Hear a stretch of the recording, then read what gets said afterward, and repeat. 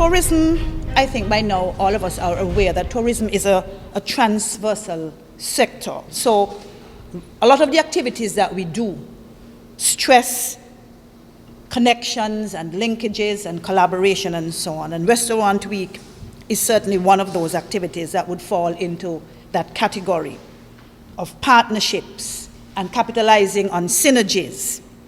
And so it is a real pleasure for us from the Ministry of Tourism to be working so closely and so actively with a number of entities and persons from across the channel. We are working with persons from across sectors, across the entire federation, and we are doing this for the benefit of our local producers, our local consumers, trying to bring them together in the best interest of our very impressive food scene, our local cuisine. I would like to share just a few thoughts about the importance of our local agricultural sector to our economy from where we sit at the Ministry of Tourism, and share as well some of the underpinnings of Restaurant Week as it relates to our competitiveness as a tourism destination and as a country. In tourism, we are seeing now more than ever increasing trends of visitors who desire experiential travel. These visitors want to forge a connection with the places they visit through the music, hence the music festival that we have in June. They want to participate in the type of entertainment that locals would normally want to participate in. They want contact with local people. They want to consume the food that we eat and that is produced locally. Actually, research is showing that not just food, but an authentic taste of the countries visited is ranked alongside climate, accommodation, and scenery in importance to tourists.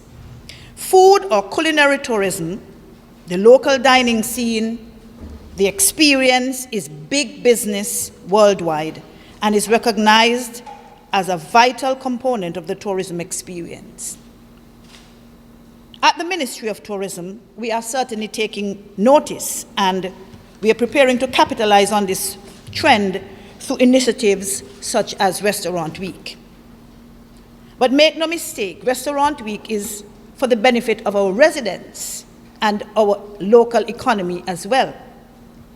As we all very well know, we can only benefit from food tourism, from agriculture, to the extent that the food that our residents and visitors eat is local. And I think Mr. James said it a little earlier, it is about reacclimatizing our palates, making ourselves remember some of the older folks, eating some of the things that our grandparents used to prepare, making the choice to eat more local foods, whether at home or when we dine out. After all, supply follows demand. So beyond Restaurant Week, please continue to eat and support local products, local producers throughout the year. Find that space. I remember when I was growing up, every Saturday used to be soup day. And soup used to have in practically all of the local produce, the pumpkin and the various ground provisions, and you made sure the carrots and everything and so on. I don't even know if, supermarkets were not, I might be telling you my age, but supermarkets were not in abundance. You actually went to knock on Miss So-and-so gate to buy your potato and your pumpkin and so on and so forth. Or you went to the local market. And so you knew for sure that the foods that you were consuming, that they were locally produced. Please recall that money spent on imported food, is money leaked right out of our economy. And as a small island developing state, we do import a disturbingly high amount of our food product. Too often, goods that we can easily produce here in the Federation, we prefer to buy them. We want the imported stuff instead of the local stuff. They might look a bit prettier, they might look a bit more shiny because of some of the stuff that they put on them to preserve them. But I believe, this is my belief, that our local foods are just as nutritious, if not more so. And I do not think that some of the preservatives and the different things that they put on, that we won't use them in that kind of abundance because they don't have to travel the kinds of distances. We don't have to preserve them for that long. It's basically from field to shelf to the supermarket and so on. So some of the things that, the imported stuff that they would have to put on, I don't think that if we do use them at all, we would use them in the types of quantities. Now, Restaurant Week brings an awareness of the local dining scene to locals, not just to our visitors. We celebrate our farmers, our fishers, our agro-processors, persons in the poultry, beef, and pork industries. Basically, we use that opportunity to highlight local food. And so, here we are at the launch of Restaurant Week 2017, our third year at it. We are marking, I think, our second year, perhaps the third year, of partnering with the Ministry of Agriculture to host this very important forum. And again, just another example of our natural partnership to showcase and highlight the wonderful local foods, and we continue to look for new ways to integrate local produce into the mainstream tourism value chain. This is our way of trying to keep those dollars in our economy and in the pockets of our local producers. As you may have heard, the agro-processor showcase here today is specifically designed to bring together the outstanding local suppliers with their potential customers. Our restaurant and hotel teams to start or to continue those very important conversations so that they discuss what the needs are that these establishments have. What are their expectations? What are some of the concerns that they have with perhaps the way in which some of the foods are presented? To create avenues for working together, for networking that will enhance local production and establish or strengthen sourcing relationships. I want to congratulate the participating agro-processors who have taken the time out to be here this morning. I think we need to put our hands together for them. And to thank the restaurant and hotel representatives, let us give them a round of applause as well, who are here. They have come out to support this concept of local sourcing. Heartfelt thanks to all of you for taking the time out and for making yourself available to see what we have on show and to begin making some mental note perhaps of where you can make your purchases year-round. This year, of course, local yam. Yam is good, as Mr. Edwards said. Local yam is the star of the show.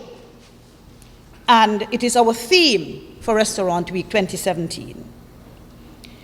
And Mr. Edwards and some of the other speakers would have told you about yam as a potential contributor to our economic stability and food security. It certainly helped back in the days when our grandparents used to make yam porridge for the children and all kinds of delicacies and salads and so on. And I think we can get back to that. It's just about being creative. But during my research, I ate the yam. I didn't know about its nutritional value when I was younger. But during my research, once yam was named as the special ingredient, I went and did my own little research. And I was pleasantly surprised to find that there are over 200 varieties of yam. That yam is good, yam consumption is good for your heart rate and blood pressure. It has several nutritional benefits. For example, it is an excellent source of vitamins B and C and potassium. It has the potential to contribute over 27% of the daily value for fighting infections such as the cold and the flu. It helps with quick wound healing, anti-aging, ladies, anti-aging, building strong bones, and a healthy immune system. And it is an excellent source of fiber, much needed for our colon health.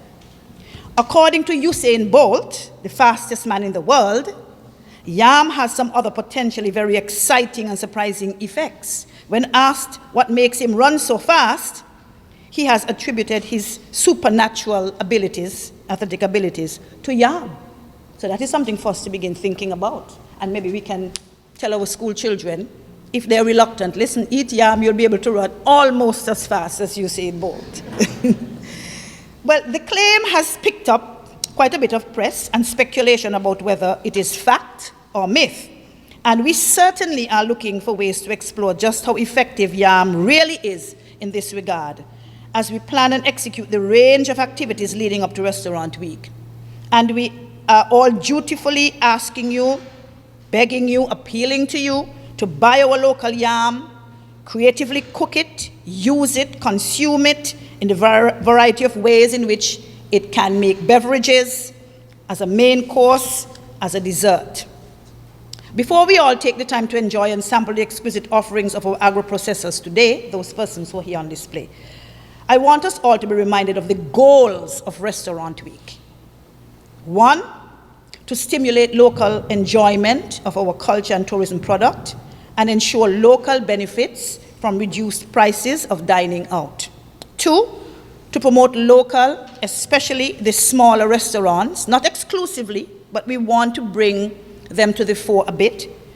They may not be so well known, but we want to mainstream them a bit and bring them into the tourism market. 3, to support local food producers by encouraging local sourcing over imports.